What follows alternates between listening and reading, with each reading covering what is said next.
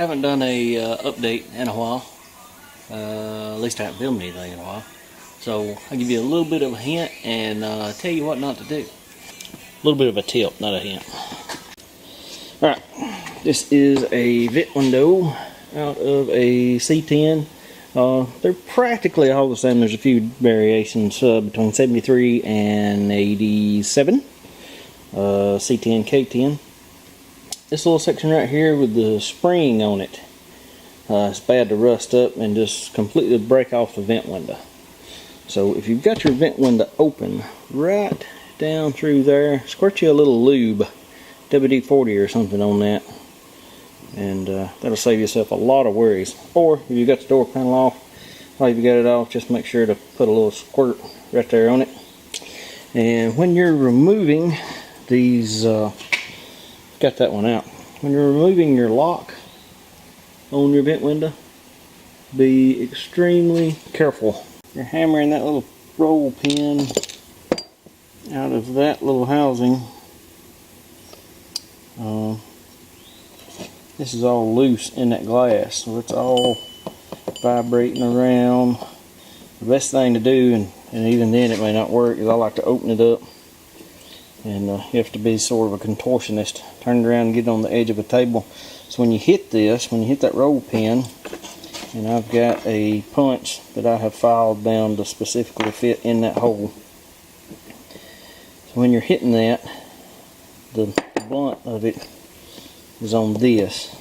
Well, while it's up against the table, where if it was just flopping around or you're holding it with your hand, it's going to vibrate that glass, and you're going to get that right there. So, anyways, there's that little tip. K10's coming along. We've got to where we can actually pull it around in the shop, move it in and out. Taking the windows out and the vent windows and the locks to take them and have them tinted. Our customer's going to take them and have them tinted. And then I've got to put the dash in. The cluster, got to paint all the interior pieces. Carpet's in, but it's no holes or punch through it. Seats in it, but it's not bolted down. Had a little confusion on seat belts. Got the wrong color. Got those sent off. They're coming back. Got some insurance work in here. Don't really show those very much because customers and such as that. Haven't done a whole lot to the Mustang. See it in the background. Probably see my forehead. Yep, in the photo. And we've got it under final primer. Got to block it, refine the scratch, which means we'll go from like a 180, 220, 320 down to a 400, seal it, paint it, ship it. Woo! Happy world.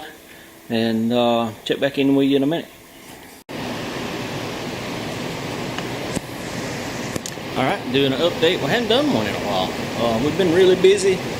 We've still got the big red C10, still got the Mustang here.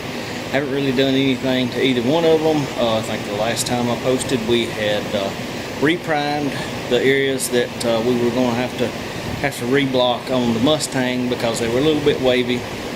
We'll make sure we get it super straight. So we reprimed pretty much the front cap, the roof, and the trunk lid tail light paint. We'll haven't started reblocking those yet. On the big red truck we got the doors aligned. New bushings put in them, new strikers, a few other things tightened up, aligned, bolts put in them that were missing. Got the bumpers on the front and back, grill in it. Nothing real major that I would have recorded because it's pretty just straightforward on that stuff. Painting the interior on the C10, you can do this with a spray can. I'm trying to look in the camera and see.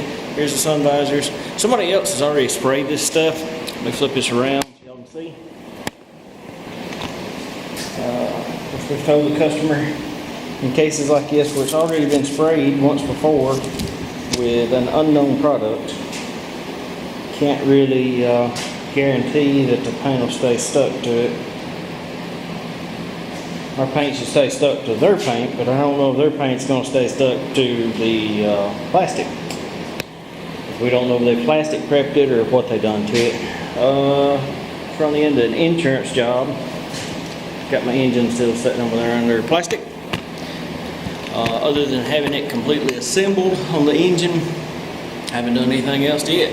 we've just been covered up busy. The insurance job, pull it in, done got one finished, didn't film any of it. Usually don't finish our insurance jobs because a lot of the customers don't want people to know that their car was wrecked. The restoration stuff, people don't care. They kind of like everybody knowing what went into restoring their car. So that's all I've got right now. Nothing just super interesting. Probably start back filming here in a minute. I may film spraying the interior parts. We went over them with a red scuff pad. If it's bare plastic, I would do a test area first. These of course were coated, so it didn't really hurt them. But I would do a test area with a red scuff pad.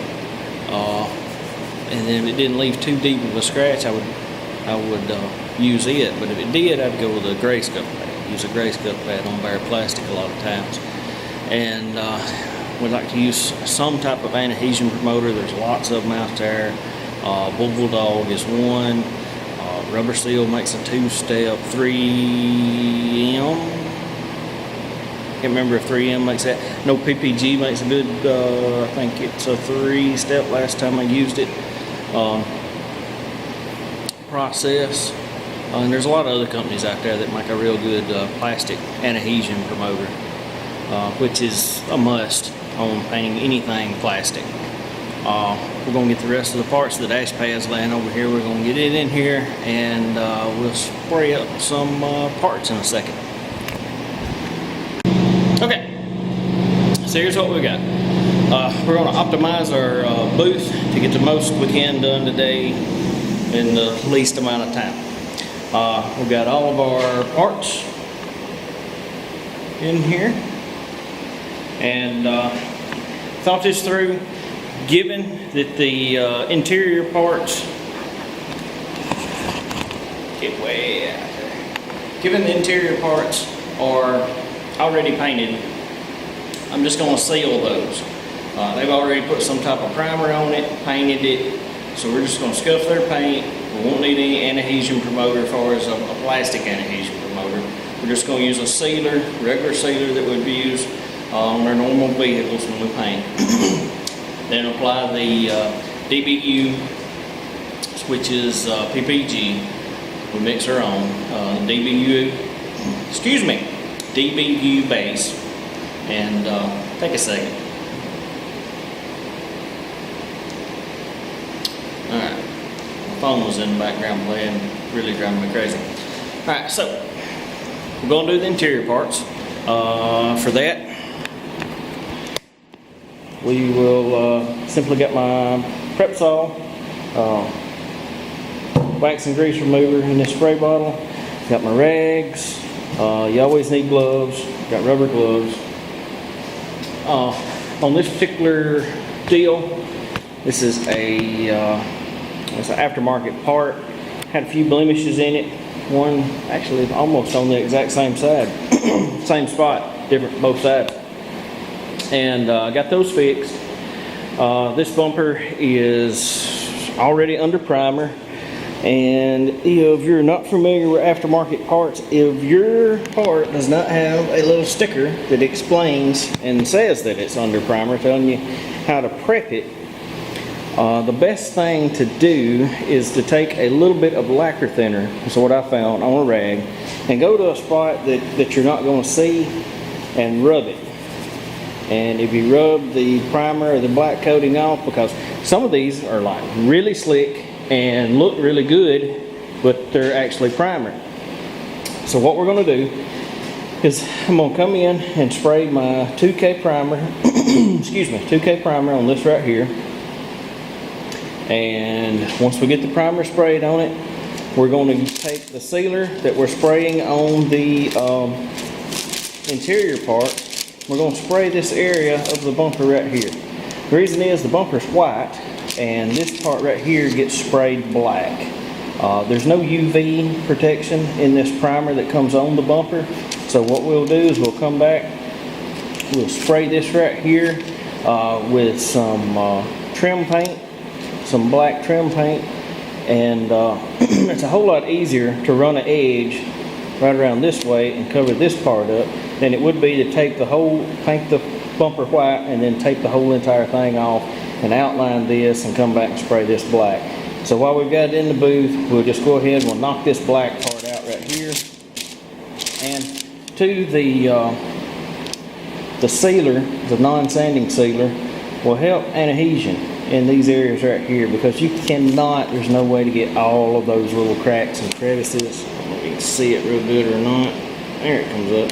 There's no way to get all that sanded just perfect. So anyways, we'll spray a primer on this. Then we'll come back once our primer's dry and turn it around. Once our primer's dry, we'll come back, we'll spray all of our interior pieces with the sealer, spray our bumper with the sealer, come back, spray our bumper with the black, and come back and spray our interior pieces with C10 color 84. I believe they call it maple is what it's called. We actually had to call it PPG library. After we found the code, we called it PPG library. They gave us a code to it. The mixing codes, anyhow, a lot of times the mixing codes that you find in your old paint books, they don't make them anymore, or they don't have a recipe for them. You can call the PPG color library. They'll have an alternate that's a close match. You may have to tin it. Most of the time, I have no trouble with them. We just mix them up, spray them, perfect match. So we'll move on to starting to spray. Okay, so we got all of our interior parts, almost all of them, painted. Where's the other one at? There they are. There's some others. And then the big brown truck arrived, and we got our seat belts in. Leave my seat belts in the box that they came in. I just simply pull them out. Close up here. And the strap, everything is still in the box. You just pull this end out. Is just a hair off on color. You tape it up real good. Leave one flap of the box out. And you tape around everything on this. Tape it up. All your strap, everything is in here. All the packaging paper is covering it up, everything. Of course, we'll have to take these little covers off right here.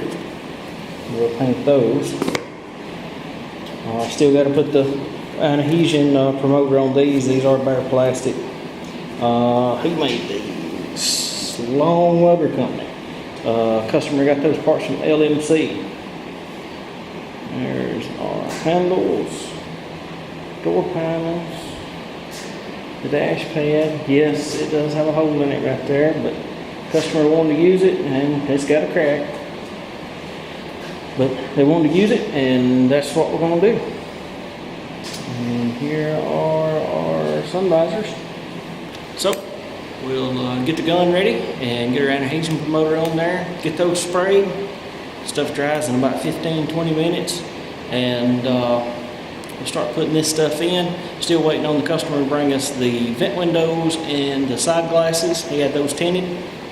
We will rebuild the vent windows, may do a video on that, as far as rebuilding them, putting new rubbers in them, painting them, such as that, and installing those. We've already installed new window motors on the regulators.